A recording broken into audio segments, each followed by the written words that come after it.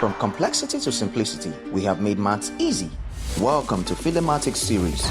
Subscribe now and let's make mathematics an exciting journey together. The eighth problem of 2025 WAEC mathematics says the bearing of F from G is 064 degrees. This is what we call three-digit bearing.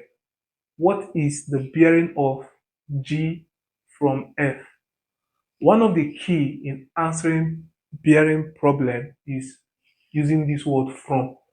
So you want to start your bearing construction from this from G. So we start with this. Since this is 64 degrees and it's coming from G, we know it will emanate from G.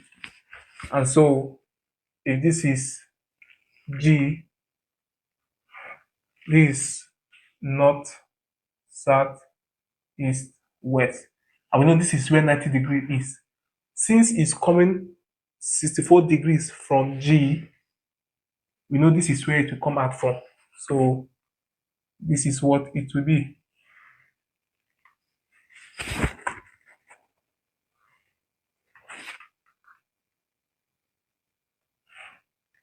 This north, south, east, and west.